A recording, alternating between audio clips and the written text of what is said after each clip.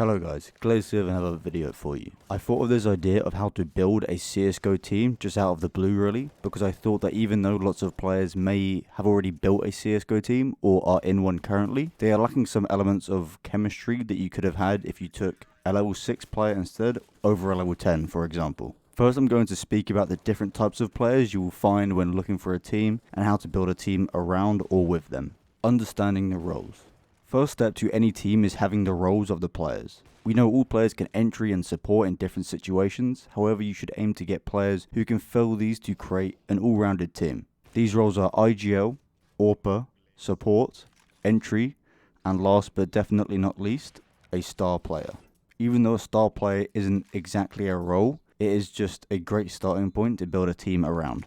Why it is important to have all roles in your CSGO team? Because having all these roles is very important. As you're wanting to create a CSGO team, you should more look at it as a puzzle instead of an actual gaming team, you know? So if you look at it with a puzzle, you need to make sure all the pieces are going to fit together before it will work. So if it won't fit together, then the CSGO team will fail and your team will not succeed. It is very important to have a selfless player in a support, a great confident leader in an IGL, a fast reactions as an entry fragger. With your star player, believe it or not, can be the easiest player to find out of these all, to be honest with you. I would say mostly support, like a great support player can be very, very hard to find. Also, a very confident and like in-depth mind IGL can also be very hard to find. There are some different ways you can start by building a CSGO team.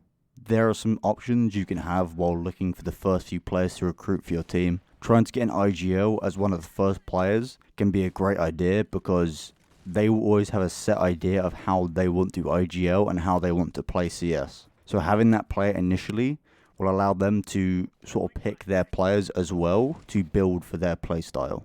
So getting a solid IGL will make your job easier because they will also help you narrow down the players you can look for to create your super team. Another option is to build a team around a star player as well, with getting more selfless and consistent players in other roles, so you can have the gold card factor with that star player. The star player of the team can also be an AWPer if you want them to. However, I believe personally, it's just my preference, everyone has their own, you know, because we all have different ways of playing CS. But I think it will be stronger to have a star rifler than a star AWPer, in the fact that you will have rifles more of the time than an AWP.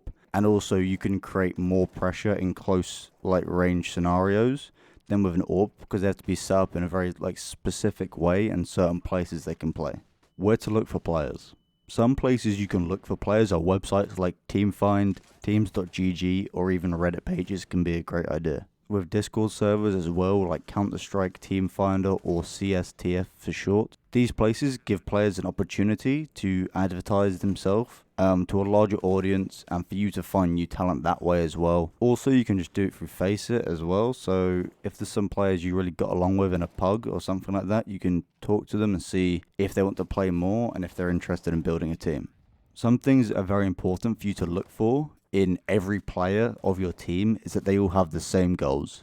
To make sure they all have the same goals, you can ask them this as they're applying for your team or if you're wanting to pick them up, because if everyone has the same goal, or if they all, for example, want to maybe get level 10 on Faceit, or they want to get global and matchmaking, or they want to compete in ESEA Open or just Faceit tournaments, whatever the goal is, it doesn't matter what it is, but as long as everyone has that same goal, that is what truly matters, because then you'll all be knowing how to get there and you'll all be on the same path to get there. So it'll go a lot smoother if you're working together to get to the same goal than if everyone has different things they want to achieve, making it a lot more challenging to build a team and focus on those aspects completely.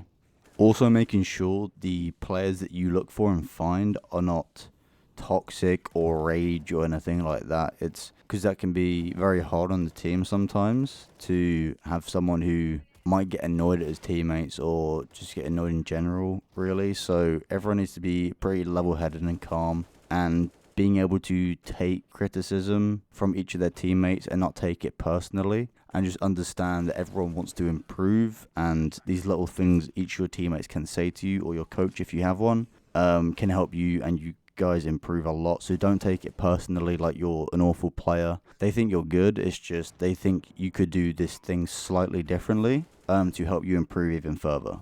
I hope this information has helped you out a lot with not just looking at ranks in either Faceit, MM, or ECA, or more towards how the player is as a person. More focus on that than the actual rank, because from my experience, I've met lots of great players that are lower levels than level 10s. You get some level 10s who just have no team play, have never played in a team, don't know even just the most basic things, but they're a high level and Faceit.